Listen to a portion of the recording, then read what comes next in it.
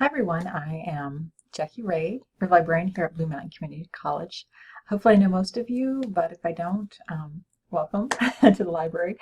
One thing I do a lot is create these videos that you're looking at now and tutorials to either answer your personal research questions if you're a student or faculty or staff, or just to show you how to use some of the tools that we have.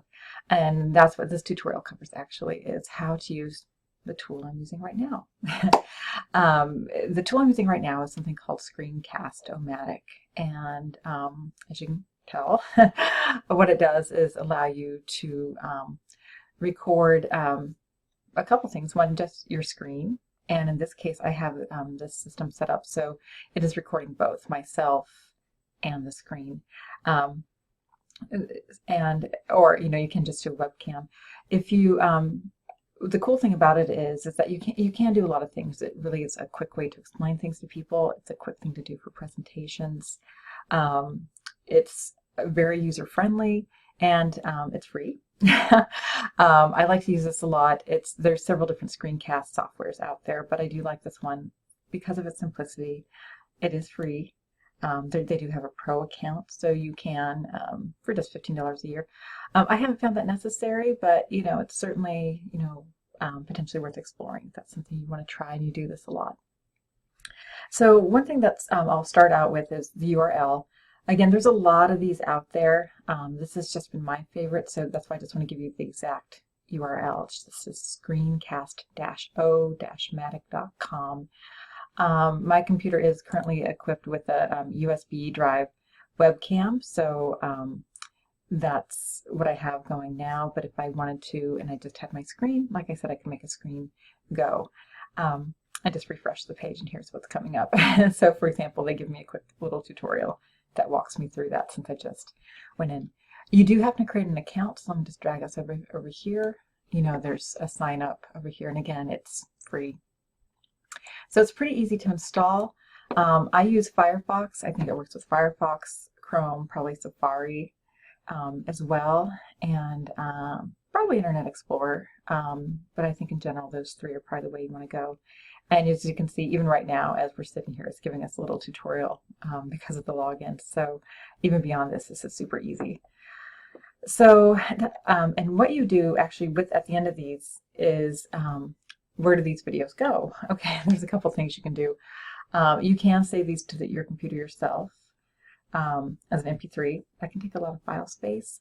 The other thing you can do is you can keep one Screencast-O-Matic, with a free account. If you get a pro account, I think it's unlimited. Or you can do what I do, which is, I just upload these to YouTube. So it uploads it to YouTube. I just name it. I do have, it's not really a YouTube channel, but I have it attached to an account that I have is attached to my Gmail account.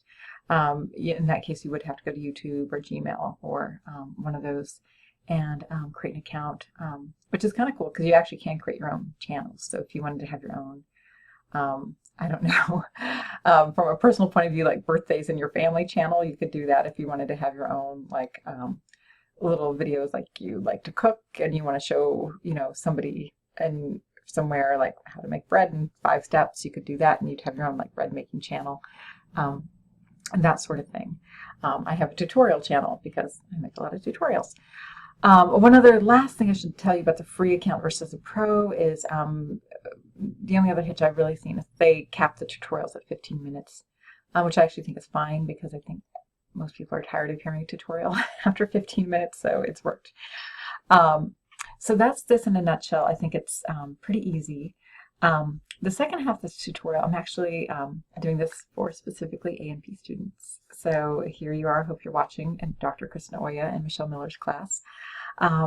We are going to go over a tool that actually we heard about from you, a lot of students, called Digital Human, I think it's called. It's on another screen. The reason it's on another screen is helpful to explain. I tend to use Firefox. It's just what I like to use. I think it's the most secure. I just like it best. However, as happens with a lot of browsers, sometimes some tools work better in another browser. So if you're having a problem with a website or a tool that you're trying to use, the first thing to do is just try another browser. It's kind of crazy, but true. And in this case, something I don't normally use Chrome, that actually worked better for the Biodigital human site. Anyway, so I'm going to click on my icon here for Biodigital human. As you can see, I was already playing with this earlier. I was looking at ACL tears because that's interesting to me. But with humanbiodigital.com, right up here, this is where you want to go. Actually, just like Screencast-O-Matic, they have a free and a pro site, since it helps that we're in education. And as students, of course, are in education. There's some opportunities to get free materials that might have some limits because they're not the pro account, but at least worth giving a shot. So actually, I should go back to the very beginning here, but this is where you'll want to go. I don't think I need the index. When you're first getting in here for the first time, this human.biodigital.com, and you'll get this, skeleton, organ, muscle tissue buildup and their demo. The first thing you'll probably reach also when you get to this screen is a place where they're asking you to register or sign up. Again, it's free. You sign up and actually they let you in right away, so there's no delay. Probably one of the reasons for signing up, of course, is looking at information, but it allows you to do some other cool things. Right now with the Human Library, I'm just going to scroll over here to look at some of the features. There's where you can just search right here. There's different things that I like this feature best actually, is because it allows me to look at different anatomy. The default they went to is male anatomy. Of course, sometimes you're doing research that asks you to look at female anatomy if it's different. But you can, change based on your need. You can look at anatomy by regions if you're really focusing on a certain area. I personally, for some reason, I'm really into bones, joints, and muscles. I used to be a long distance runner, and so maybe I'm comfortable talking about foot injuries. So that's probably an area I feel more comfortable with. But you can see there's a variety here. You can also create your own My Human account. So that's kind of the cool thing about logging in, is you can have personal bookmarks. So if you have a particular area that you're studying or something that you're looking at, you can, tailor this for your future studying needs. Okay, I'm going to go to bones, joints, and muscles because I'm a weirdo. So here they are. There are 116 things in this category, things that they discuss. I'm going to try minimizing this page to see if we can get the full screen here. Let's do that. Let's condense. Okay, yeah, now you can see everything. You can always go back to that original list if you wanted to by clicking right here. But you can see they have different areas that they're talking about. They are, in some cases, focusing on injuries. They're focusing on certain conditions. With all of these, they have this option to, kind of add it to your human. Again, if you're really studying ankle sprain, you can do that. You can embed these. There's a couple of reasons why you might want to embed these. If you're creating a PowerPoint or a video, having the embed link might be helpful. Or you can certainly share it. You're working on a group project, you're sharing it to your own folder, you can do that. As we scroll down, you can see again more body parts.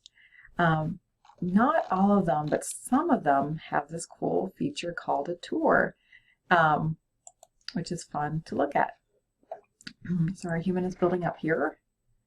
Our particular body part of our human is building up, and it gives us some key information about this issue that we're looking at. It gives us a layout of what we're looking at, these particular connection points, and actual bones, your femur, of course, your tibia, and the ligament.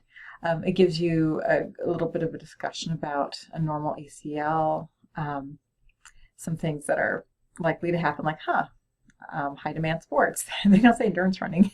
They should. You can certainly read more. And they give you the source.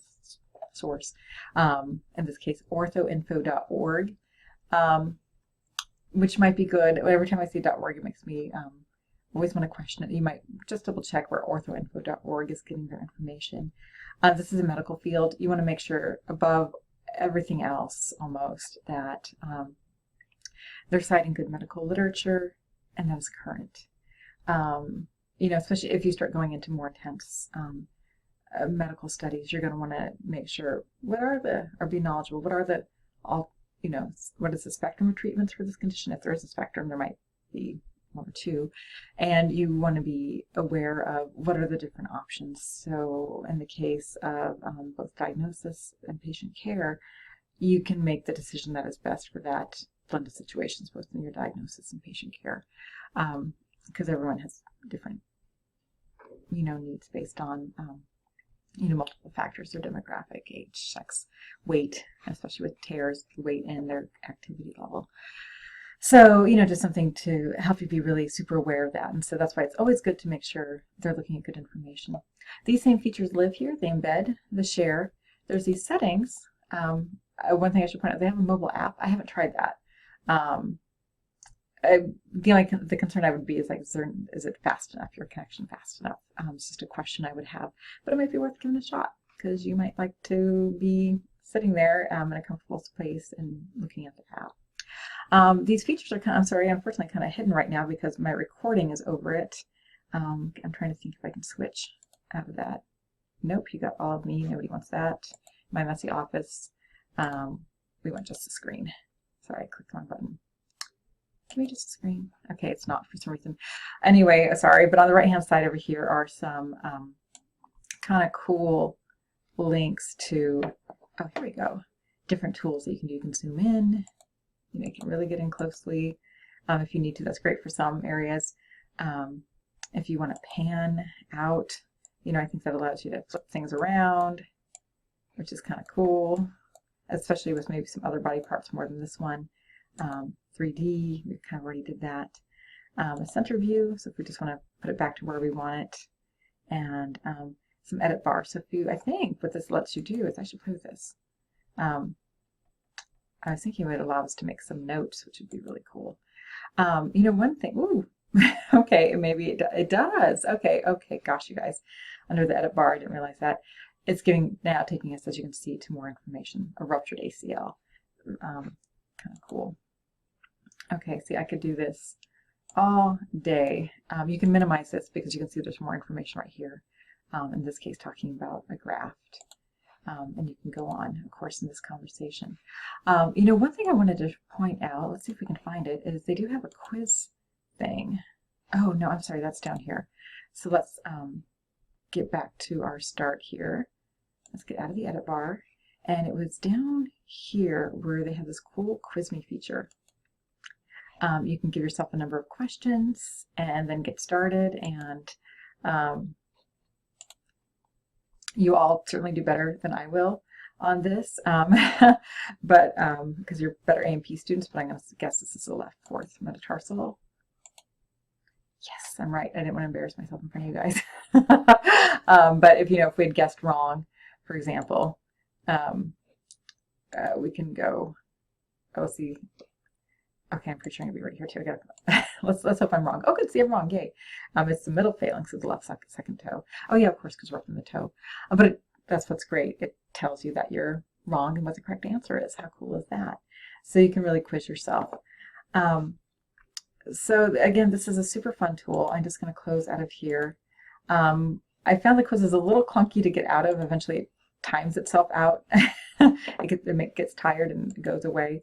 But if you wanted to get back to, the area that you were looking at, you could certainly take a look at this over here if you wanted to search ACL repair.